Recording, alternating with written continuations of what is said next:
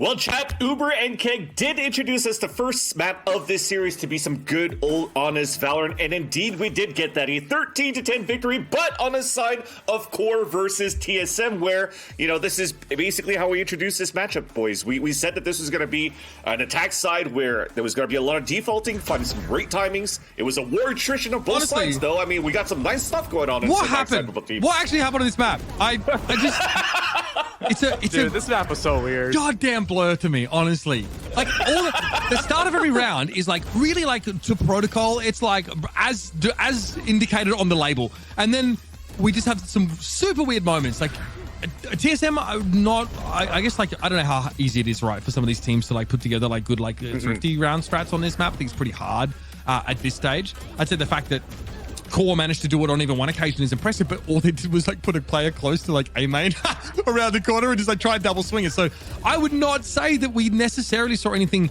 you know, any wheels reinvented here. No, it was a game of timing for sure.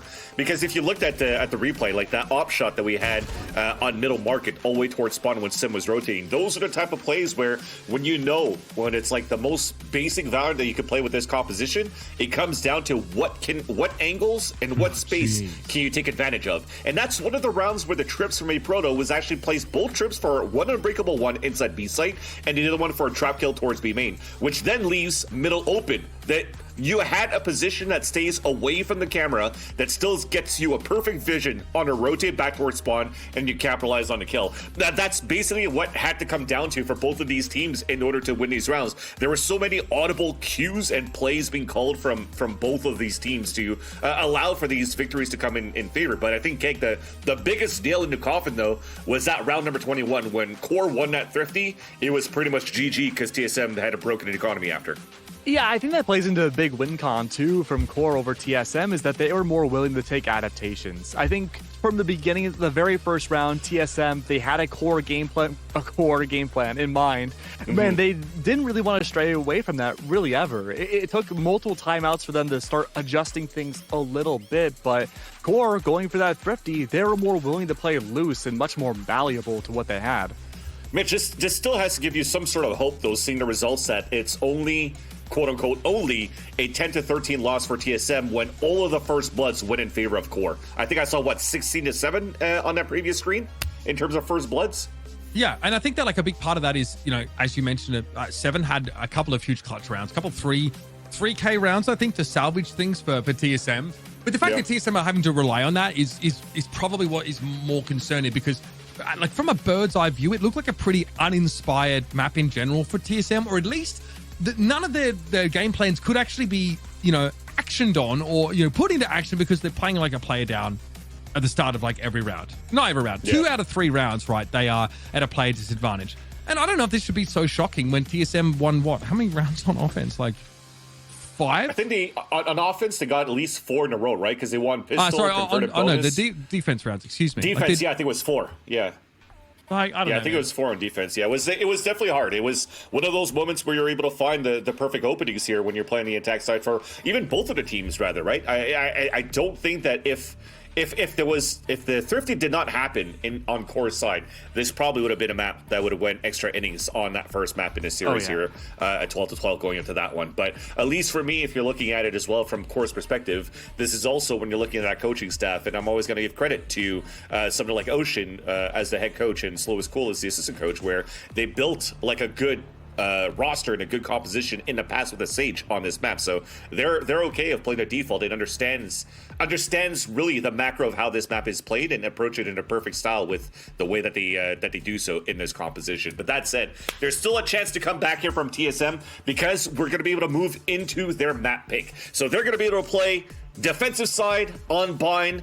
Is this still going to be a good look here, Keg, if we see TSM starting off on defense on their map pick? This one's such a big question mark to me, Vance. I'm not going to lie. I think with a lot of meta changes that have come by recently, and, you know, Viper may or may not be as impactful as she used to be, I'm really curious to see what both these teams want to bring to the table in terms of compositions into this map. I think whether or not we see the Sky, whether or not we see Viper from either of these teams is going to be really indicative about the pacing and generally which team is more comfortable with that pacing. Yeah, we're gonna have to give credit to a lot of these teams recently in Dark Zero and others. Dark Zero first off on Ascent, but other teams now trying this out. Even TSM, I think if I'm not mistaken, tried a deadlock on this map as well on Bind at some point. And I think this is a great way, like a great replacement, I guess, as to why you don't have the Viper in your comp anymore, because you're trying to stall as much as you could with the Viper, but now that you only have a snake bite or bringing up the smokes or whatnot is going to take a little bit longer for you to recharge. That deadlock in those lockdowns with the sights, with the net, and with the grab net you could throw in the walls could help a lot in that stall to allow for your team to start rotating and even stalling as much as you could if it works out in that favor. But I'm going to stop yapping on my side, man. We're going to make this very quick. Agents are already ready. We're going to go into Bind right now and let you guys talk about the map composition. Yeah, thank you, Vince. We'll have a look over this as it comes out here. Core Gaming. Oh my god. Okay, they've actually gone over towards the Gecko Fade setup here, and they still have a Viper on this map. So this is a departure from the last comp they brought out here. We saw we used like a Deadlock Viper raise, sky look from them. So we are buying in heavily to the Gecko Fade setup for Core.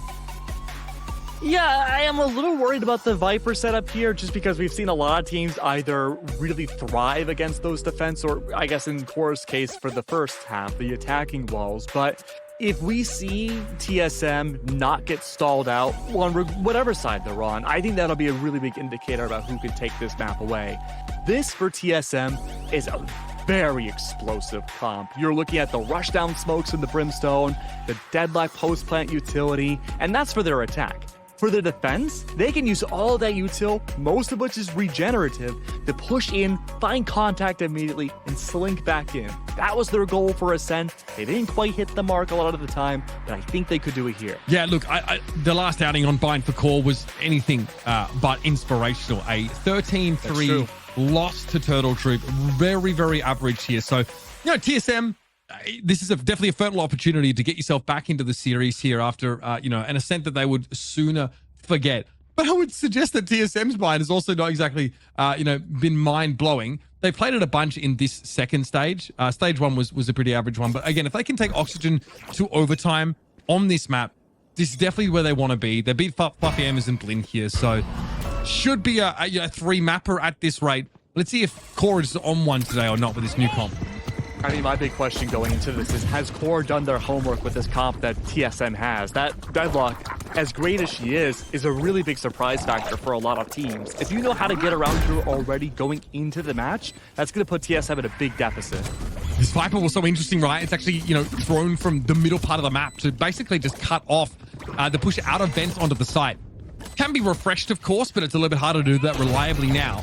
It's allowed Core at least into a full post-plant scenario. Ziff's good for one there. I think there was a paint shell seize combo attempted towards the back of U-Hall, but TSM are mostly unscathed after that. Sim taking a little bit of damage through the wall, and here's the swing. A Proto, though, the timing is terrible. A Proto and Sim don't have it put together. Too much stagger between the two of them. Nerve. It may not matter, though. Nerve here should get taken down before he has a chance to stop it. Oh, no. The Molly. 7 is down. Gimon had it halved. Trying to get the defuse here, and the shots go wide for Nerve. He can't finish the job. And Gimon gets the defuse.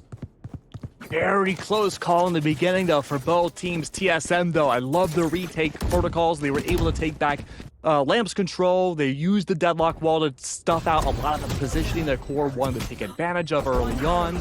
But even then, though, that singular smoke that had gone down, along with the lineup from Nerve, it didn't falter enough. He just aimed a little bit to the left. Different reality could have been Nerve hit that shot. Fantastic round from Core.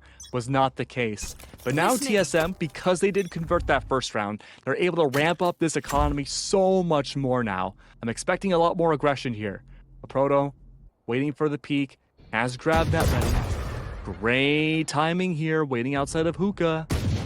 The Viper wall is a wider angle than last round, actually more designed to split up the site than to cut off U-Hall and vent ingress rather. And they know it's coming, so you can deploy this wall here. Again, under focus fire, it dissipates pretty quickly, so it hasn't really slowed up Core all that much. Despite this, they do opt to pull out. Here. This is tough, though. With that wall, if you want to go for a plan on A site, you're looking to take that teleport to Showers. It's pinged out. Not really that watched by B Garden. Everyone's distracted with this A main push. There's a distraction factor here. This is going to promote the teleport from B to A. T-Dog tries to keep him interested, waves catnip in their face for as long as possible. Snarly wins out against Poised here. There's a player inside Hookah. That's going to be spotted out by the Dizzy. And a Proto has to get off the angle. This might allow for a wingman plant, given that he's safely cloistered in between those two pieces of wood, but the spray down through the container, and with no one else left, wingman decides he's also out of it. Yeah, it's a really tough round from QOR. That whole wall, the teleport play was contingent on the fact that he would win those gunfights outside of A main, but the push-up from TSM, again, that proactivity that was lacking from them on the last map, now coming in spades, has been so good for them, well, albeit with a weapon advantage. But if they can continue like this is really good. All right, looks like we're going to smoke deep into showers here and play for that orb. This is good. Just farming up orb now for Sim. Bring out that early showstopper. They make contact. They do. Oh, Sim falls. What a Christmas tree. Right there. A little bit messy. T-Dog goes already wrapped his way through short. He saw an opportunity. The Dizzy, though, obscures his vision. Makes it nothing but a trade. Last player standing. Proto before they grab that down, but isn't ready for Ziff, who's just posted up there. A second player making their way down short. The more conventional Viper ball this round. Wow, Ziff, too good for Poised there. QOR get themselves another one back here. And again, it was a close pistol. Could have gone either way. They found their first round in the third. Yeah, Ziv has just been on point mechanically so far this map. 2-0 points now away from grabbing the Viper's pit. Could very well try to farm up that orb outside of B main, push out the pit, possibly on B site or for the post plant. 3-stack set up already though for TSM. Well aware of guarding the orb, needing to be important. Wondering now if there will be a showers presence from TSM too. Orb guarding on this map is so important for these defenders. But there is that potential showstopper too from Sim if they get this off shot. Fighting for long. And for Sim, it's too easy. No showstopper follow-up either. No Brimstone either.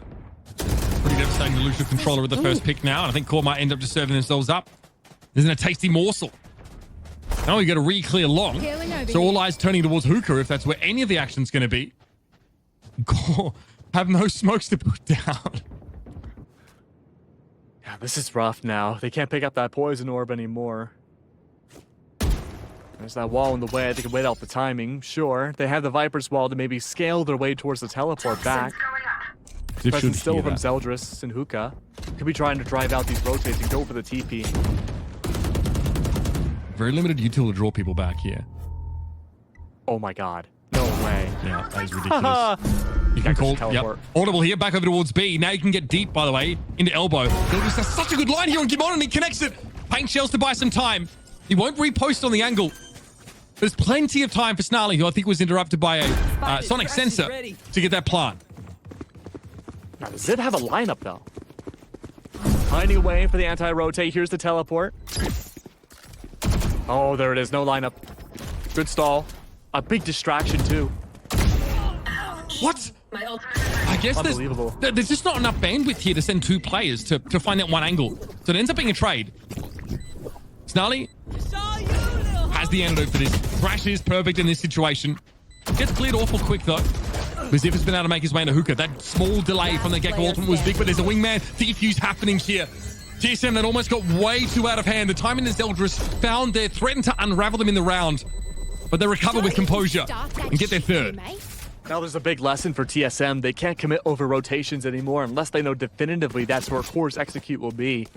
QOR have been so good about worming their way through these defenses so often, especially even with Sim. We're dividing out these plays one by one. They can't allow Zeldris to get that operator back again. Look, all of those moments, those first three moments are just like a little glaring for TSM. I mean, things they cannot be affording, especially when they're, still trying to establish that economy and they want to have a real steamroll of a defense side here. Well, you say that too, and I'm thinking that's also a round that QOR can't afford to lose like again. They invested Thrash, they invested so much utility and ultimates into that last round, including their economy. And yet they weren't able to convert, which should have been an easily winnable round. We have Zeldris set up to swing this. Off the angle, Sim is forced by the Prowler. Zeldris gets there before he can get his gun up. Gimon's good for a trade at the very least, but that's the operator now down. Now Ziff tries to get ahead of it. We don't quite have a player posted up yet in heaven. Poise only just now getting there. And the wingman plant can't be interrupted as a result of that. Ziff, though, awkward. And Proto found a real timing on him, and now Poise is able to do work.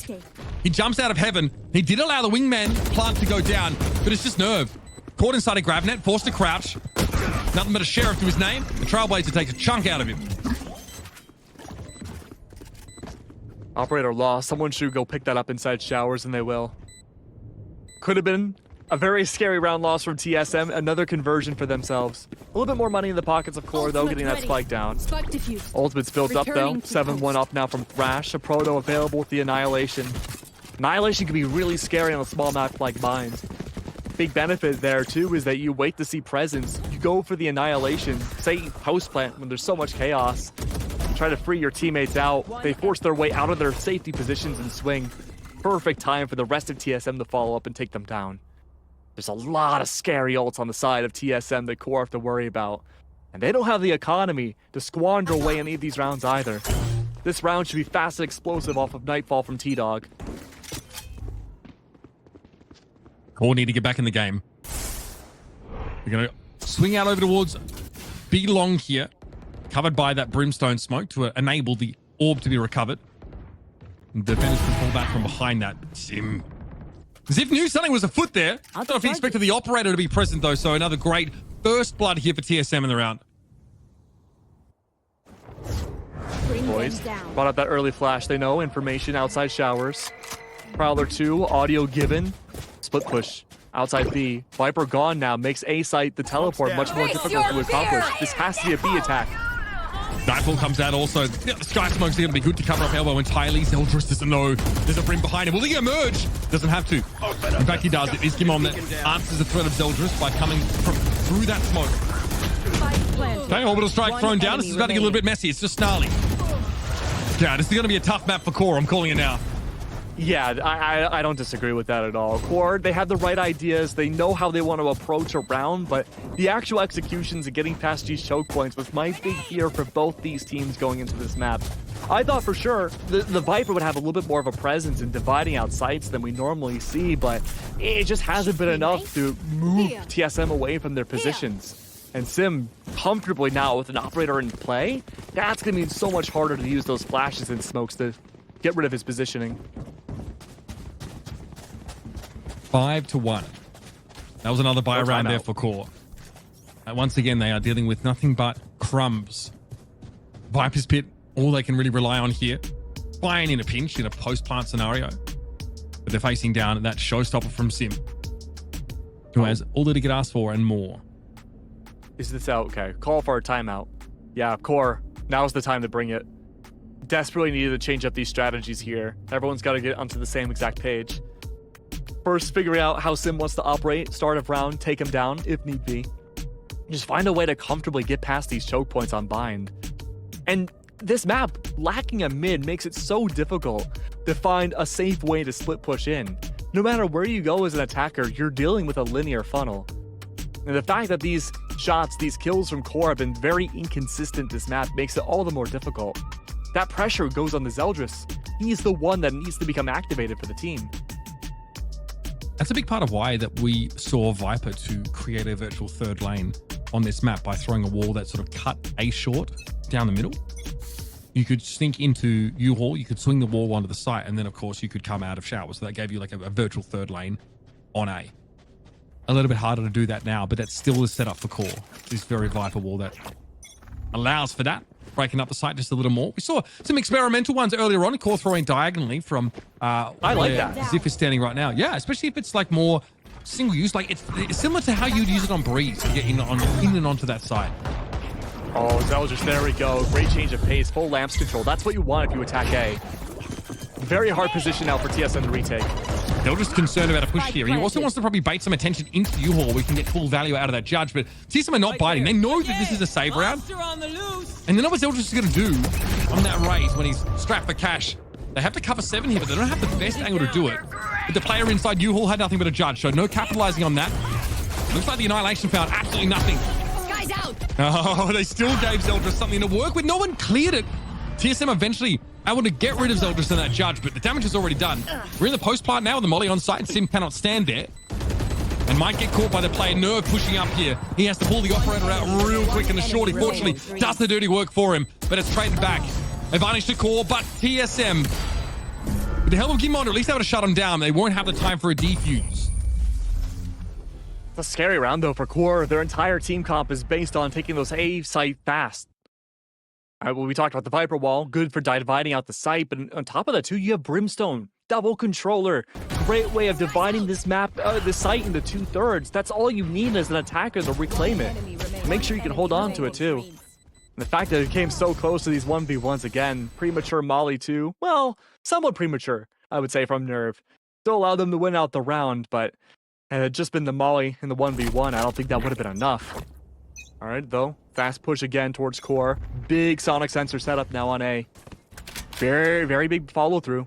Look at the positions of Seven and Gimon. They're waiting to use that sonic sensor first. Bait it out. Wait for the stun. Great against these fast hits. Make no mistake. Here they come, though. Seven stun up, caught inside the grab net. And he's able to hold his ground for 3. That deadlock util went a long way to helping TSM hold this side down with 2 versus 4, as it was. Only at the loss of the Gecko player. Running headlong into that deadlock util is a death sentence. And keep in mind, for the most part, TSM, they don't convert as many defensive rounds as they do the attack on this map with the deadlock comp. That wall was so good at stifling out B main, even if it wasn't used early round. Would have forced Core back into the funnel towards Hookah, and that's a place that no one wants to be. Unfortunately, though, Spike's on the other side of the map. T-Dog, 1 off Nightfall, 43 seconds. I mean, look, there is a reality. Is it a big reality? No. But if you can take one down and play anti-trade, there is a chance to bring this to a 1v1. 30 seconds left. Without a Spurs TSMR, that is an opportunity. No one will be watching for this, but... Oh, he's looking for exits instead. There's not even an attempt from T-Dog. I mean, again, if you played this round out 100 times, there's maybe one half a round where you can actually pull off what you just described. Hey, there's a reality. Yep. Oh! I'll find I don't you. even think Dr. Strange would be able to find it. There it is. TSM clears up T-Dog. And gets them up to 6 rounds here. They've been just incredible on defense. Very, very hard for Core to answer. They want to play with pace. That's what their comp's designed to do. They want those early plants with Wingman or just overwhelming, satcheling over onto that A site. But so much of this deadlock util denies that in general. Aforementioned util this time deployed over towards the B site, in case of a fast hookah push. Yeah, well, we've yet to see the appearance of the Viper's Pit either. Where will it exist? And again, this entire team comp is meant for a fast A push. It's going to be so hard to find it on B. Yeah, you need a bloody post plant to make use of that, ultimate. And that has been the most arduous thing for Core, is just getting onto a site. Double defender setup outside garden here. Proto waiting for the grab net. Oh no, I love the grab net crunch idea here. That's fun. Yeah, but it's not going to be a reality, at least this round, but the protocol set up just in case.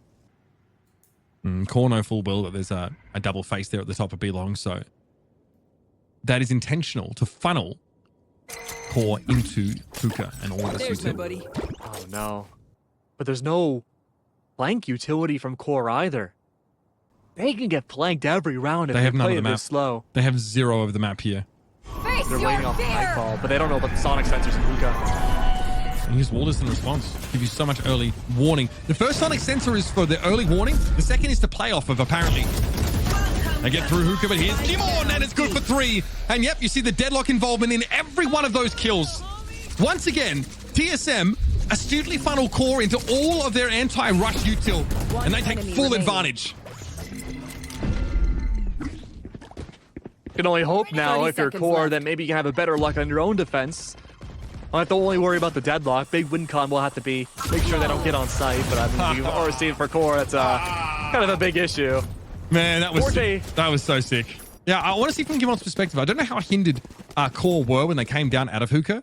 Because obviously you can't play off the first sonic sensor. They weren't really. Okay, so, but again, they just had their back turned because they were trying to turn on the double stack from over towards B long. Still, very, very nice. These early reads from TSM have just been so on point. There hasn't been a round where they've seen lost on this defense. Not much of the Things half come left here. through. Guys. Why is that? Thank you, observers. Motion sickness activated. Motion sensor also deployed. Yeah, just shut down again. How malleable a Proto's utility has been is that no 2 rounds have really been the same for this deadlock util. Toxin screen Good down. fake push here towards A. If Zip finds any impact here, they're going to rotate over towards A side, but if not, the protocol is, again, we'll push B as a distraction. Or anti-distraction, I should say. And if they do push B and Zip is able to get the flank of a lifetime, that'll be gigantic. Bring them down.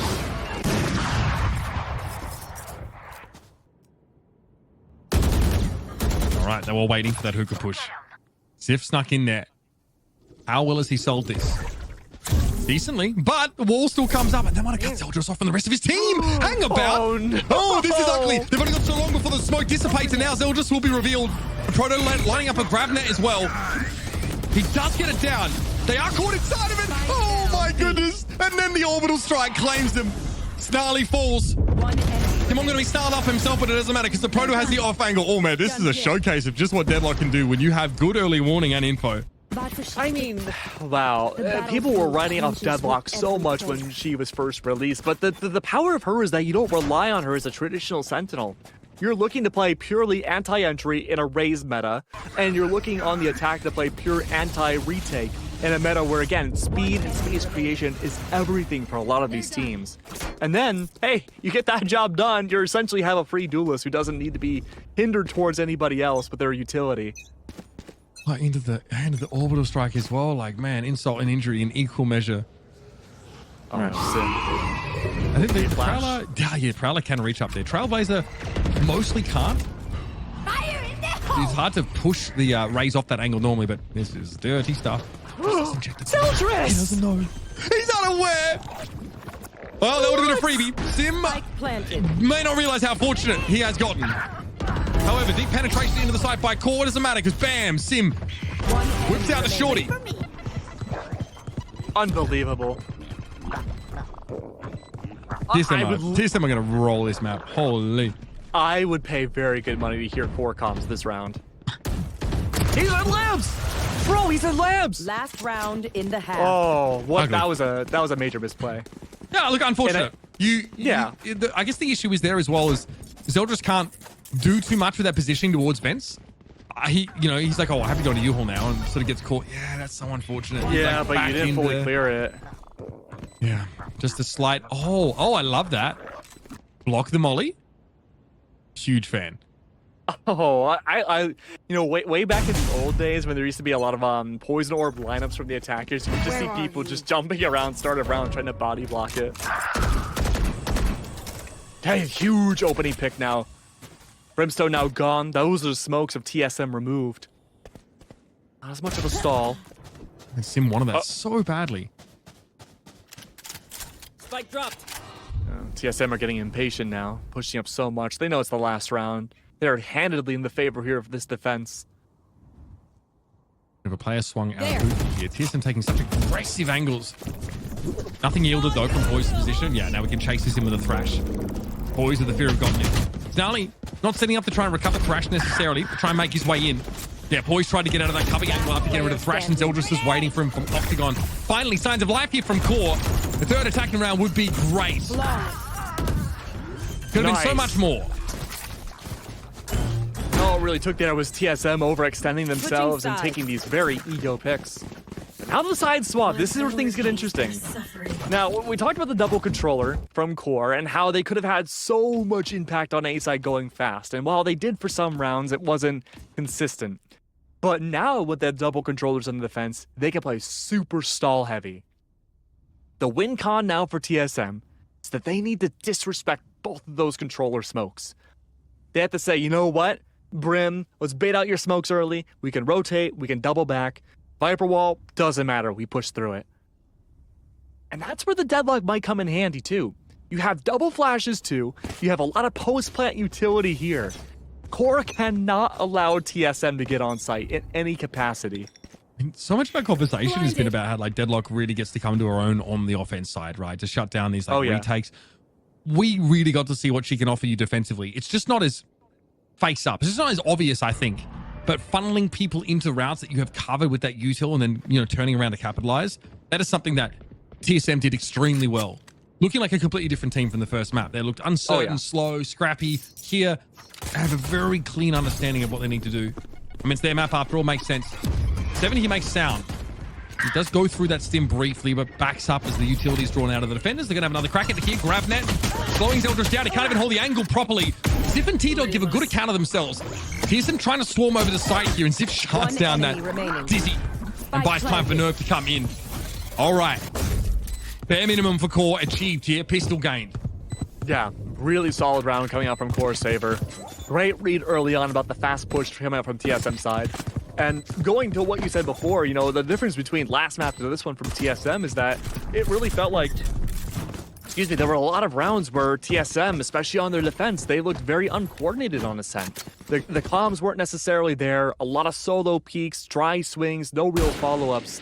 But because you have that deadlock, you need to play around that utility and have that coordination dialed to 10 compared to other Sentinels. And I think TSM being tethered to that are working together and operating so much better from map 1. Something grouped up here for an early B probe. We have a Marshall brought up by Zeldris. Just wants to hold that angle into shower for the time being, and we'll see very little. This, though, this has potential to be very, very impactful. Oh, Dizzy gets involved first, and Sim is quicker on the trigger finger.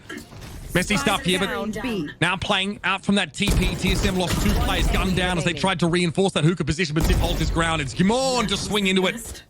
And Core get that anti-eco locked in. That was an expensive buyout from Core, especially losing the Judge as opening pick. That could have gone devastating for Core, and they could have maybe never recovered their economy had they not converted that round. Zeldris already going to the operator. Light shields at that, but early potential shutdown from A site would be gigantic, especially with Poised outside A main with flashes. Core set of info gathering could very well be removed here. Start of the round. We saw this from Sim. That A short hold with an operator. Always good for one and can satchel away. Guiding light to force off the angle. But they're not moving. Zeldris is posted up there. Happy as Larry. Cops a big hit there from the Marshall. Good heal, though, at least. Benefit of still having Sky. It's been a reset now from TSM. Waiting for that overextension from Core. Knowing full well they have nearly double the rounds over them. Such a great call here for a change of pace in red. They're dogged up B long to try and sell this. Here comes the action over towards the A side, though. T-Dog with the Marshall converts. Gets rid of that lone Sky. And yeah, I mean, no surprise. TSM now probably feel like they need to trend back towards B. Hoping that they've drawn some players from Core away by what was an obvious looking fake. And 7 take the headshot there from T-Dog. He's dishing it out right now with the Marshall. Ziff is going to clean him up there with the mollies. He touches down and the spike is amidst it. Sim's good for 2, though. Taking a big hit at the start of the round and getting healed back up. Hasn't taken a lick of damage since then. We'll have a postpart on the 3 versus 3, and Core don't know if they can actually push up halls here. That wall's going to be devastating, too. It shuts down at least one funnel. It may require only elbow to be pushed in through now from Core side. Wingman. Could be a good test to see where that wall lies. They're getting halls controlled. Slowly. So that elbow flank is on the table. Their timing's slow. They'll have to pop out of elbow at the very last second. Can they? Oh, man. With an operator. Moving. Sim! That's beautiful. That's 4 kills for the duelist. And now Zeldris is in a weird spot with a weapon he'd rather save, but no way to get out of this site unscathed. He might try and cross spawn. Yeah, but he's on the run. All right, he's going to be able to get out with the operator at the very least here. But TSM get their 10th round as Core streak at the start of this second half is brought to a halt. It's getting scary now for Core. They had such a great snowball lead going into the second map, and now it's been lost quite a bit. And it was a close map 1 still. TSM, they only gained 10 rounds. They've matched up to that now on bind. And ball's entirely in their court at this point. They're great fakes in the early round to force Core to push up and take these very outwards positions that have not worked out. And it looks like, though, Zeldris is going to attempt to go for it again with that operator. No real follow-through, too, outside Hookah. He falls. That's op gone. Here. Just had a great game so far. Despite Core overall looking lackluster. Actually gets ahead of the molly. TSM heard their way now into Belong, claiming that orb for themselves. 7-1 away from yet another thrash here. Z's on top of the wall. Sim caught inside of that right now, so no chance to send this showstopper elsewhere, and Zip explodes for 2. That's a good start. T-Dog doesn't have a great weapon to work with. It doesn't matter. He finds the head of the first. Not so lucky on a proto. He only looks to have taken 1 hit in total there. Zeldris still hidden. He saw a proto, surely. Wingman sent out. Still in the post plant here as Sim will be forced back. This time not successful. Last time in that spot he found 2 with a nasty straight transfer. Excuse me, it's the proto too low.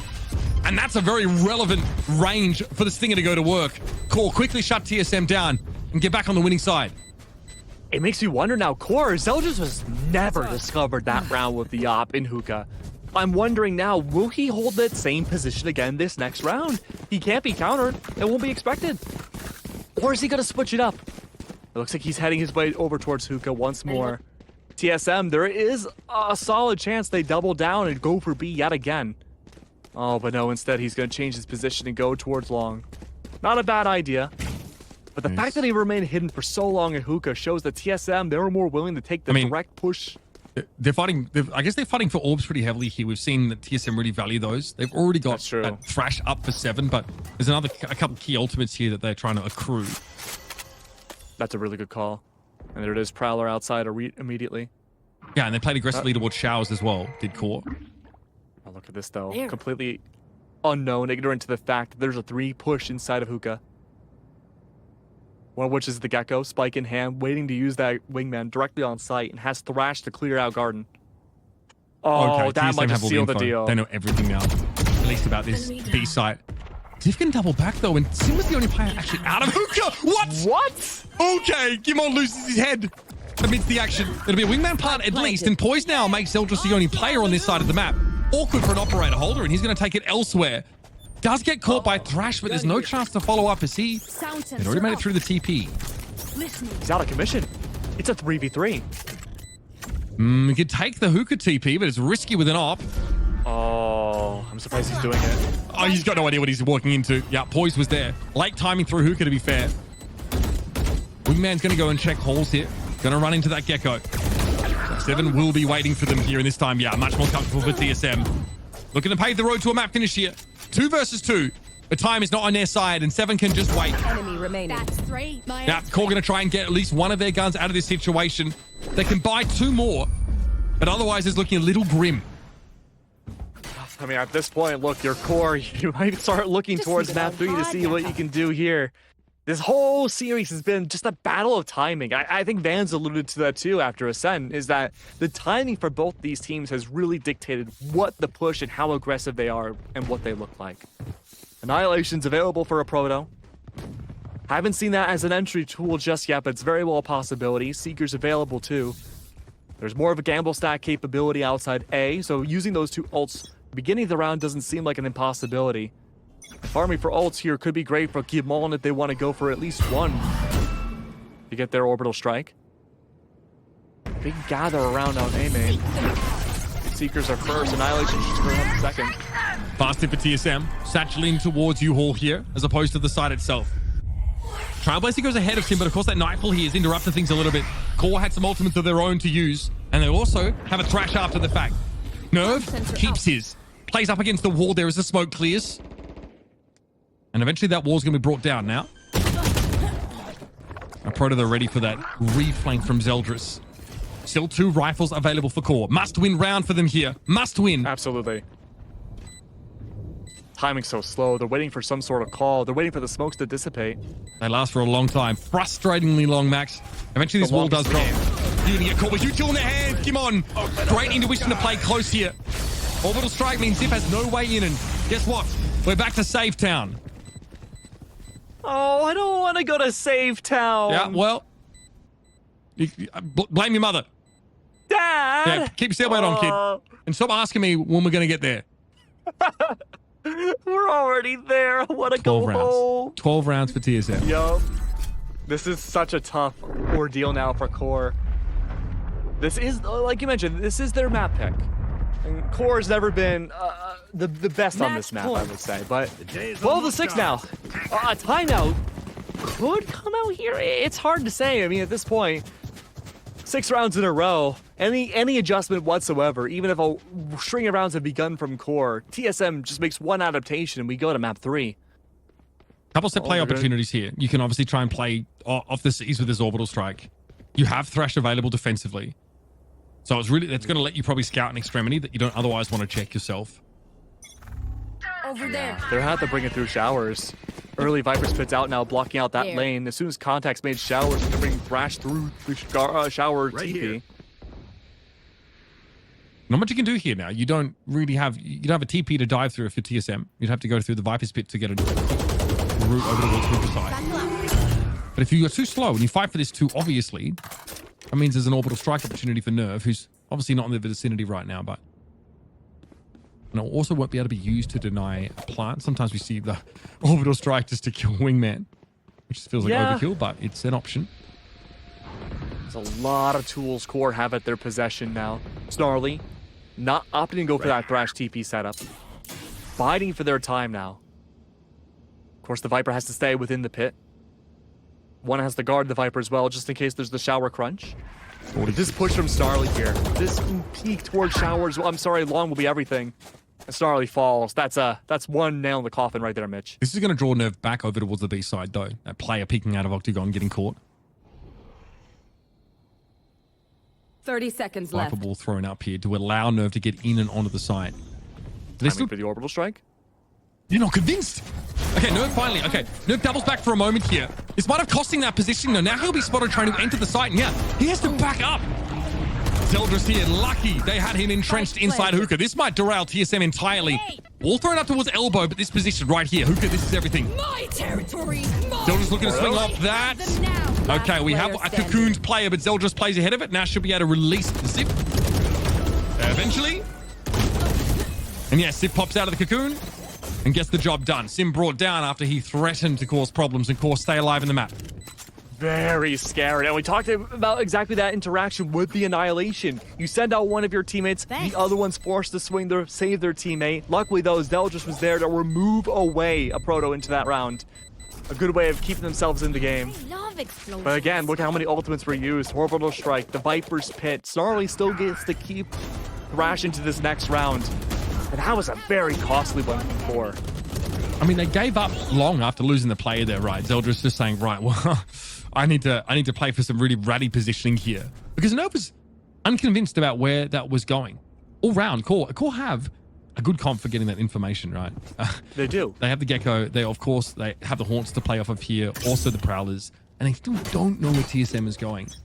So they do well considering they are hedging for most of that round. Yeah, that's where the stall comes into play as well. You have the Viper's wall that should be blocking out B, making these plays from TSM so much slower. Subsidizing that on A side have to be the Brim Smokes and Contact plays.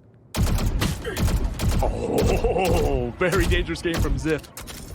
Sim is 1 HP. I can heal that up. Poised will get there. Great info gained off of that too, knowing full well at least where one's contact is. Scouting out top B. Dial's so far back. It does mean that the Core spot the position of the Rays pretty early in the round. And again, this is also going to be critical. Yeah, okay. So Won't be able to it's a trade. retrieve You don't get Thrash back, but you do confirm there's like more than one player there for TSM. So that's valuable for your defenders.